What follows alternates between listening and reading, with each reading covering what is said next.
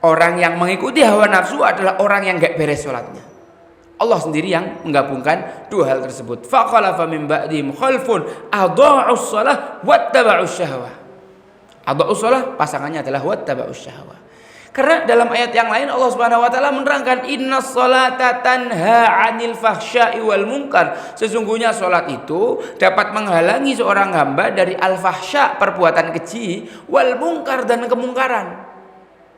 Kok masih ada orang itu sholat tapi dia masih zina, dia orang masih pacaran, dia orang masih menipu, dia orang masih korupsi, dia orang masih nilep, dia orang masih begal, dia orang masih macam-macam. Semua fahsya dan mungkar dia kerjakan, padahal dia sholat.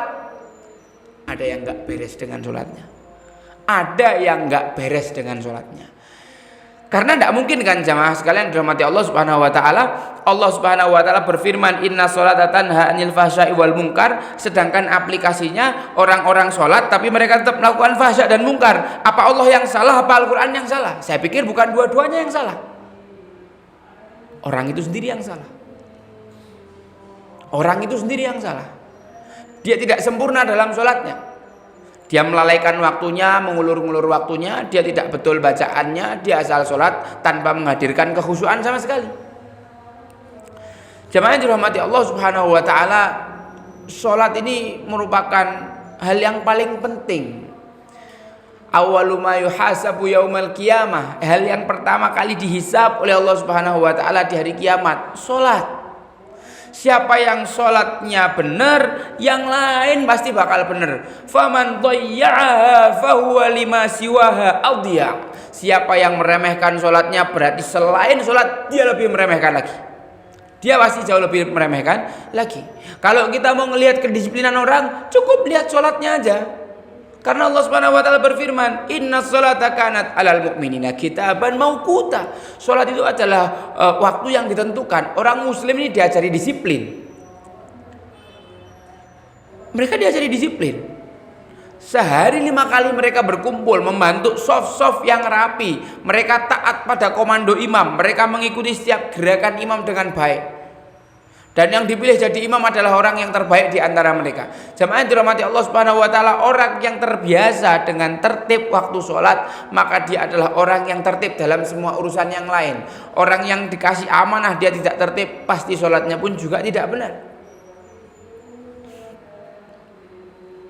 Jamaah yang dirahmati Allah Subhanahu wa taala, kalau kita mendengarkan kajian hadis Umdatul Ahkam, di sana disebutkan wailul lil aqabi minan nar, celakalah tumit-tumit yang tidak terbasuh air wudu, nanti dia akan dijilat api neraka. Wudu tidak sempurna, Allah Subhanahu wa taala ancam dengan neraka. Bagaimana dengan orang yang sholatnya tidak sempurna? Bagaimana dengan orang yang meremehkan sholatnya? Bagaimana orang yang semaunya sendiri ketika sholat? Allah Subhanahu wa taala berfirman dalam surat yang sudah kita hafal, fawailul lil musallin. Celakalah orang yang sholat. Bahkan dikatakan wail itu adalah salah satu nama neraka. Neraka yang neraka jahanam itu takut kepadanya. Itu lebih ekstrim lagi, neraka jahanam aja kita nggak bisa bayangin. Kita tidak berharap. Jamaah yang dirahmati Allah Subhanahu wa taala, jangan sekali-kali meremehkan sholat, jangan sekali-kali meremehkan neraka. Ada orang yang keterlaluan, guyonnya itu keterlaluan. Ya wis ora apa-apa lah, aku tak mlebu neraka ora apa-apa. Koncoku artis kabeh. Loh. Koncoku ning neraka artis ayu-ayu. Dia enggak tahu betapa ngerinya siksa neraka. Neraka itu dinyalakan 1000 tahun sampai warnanya jadi merah pekat, dinyalakan 1000 tahun sampai warnanya jadi putih, dinyalakan lagi 1000 tahun sampai warnanya itu hitam apinya. Orang bilang saking gilanya ide bisnis dia, aku sesuk tak mlebu neraka wae, aku tak dodolan es kan insyaallah payu. Orang ini ndak ngerti siksa neraka. Orang ini main-main sama siksa neraka. Loh, jemaah yang dirahmati Allah, neraka yang paling ringan itu adalah nerakanya Abu Thalib, orang yang selama 10 tahun membela Rasulullah habis-habisan dengan semua yang beliau punya, tapi di akhir hayat beliau tidak mengucapkan syahadat. Itu Rasulullah SAW memintakan syafaat kepada Allah Subhanahu wa taala, diringankan neraka bagi Abu Thalib. Itu kalau Abu Thalib menginjak batu kerikil kecil di neraka, itu otaknya mendidih. Dia nginjak batu kecil, otaknya mendidih. Itu neraka paling ringan, khusus buat Abu Thalib doang. Ini ada orang pengen masuk neraka, kan konyol, dia nggak tahu betapa ngerinya siksa neraka. Nah, untuk bilang mindali kita termasuk orang-orang yang seperti itu. Kita tidak berharap jamaah yang dirahmati Allah kita akan masuk neraka. Orang yang sholat diancam oleh Allah Subhanahu wa taala, fawailul lil musallin. Celaka orang yang sholat, masuk neraka orang yang sholat. Orang sholat kok masuk neraka sih? Kita lihat ayat berikutnya, Allah berfirman, alladzina hum an salatihim sahun.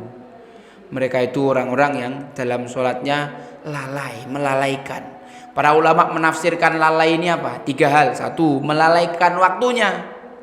Sholat subuh jam 7. Oh, maaf, itu bukan sholat subuh. Batas terakhir sholat subuh adalah al-isfar, warna kuning ketika terbitnya duha, antara jam 6 atau jam 6 kurang. Kalau sholat subuh jam 7 namanya bukan sholat subuh, sholat duha. Itu udah waktu duha, bukan waktu subuh. Waktu subuh itu hanya terbit fajar sampai terbit matahari.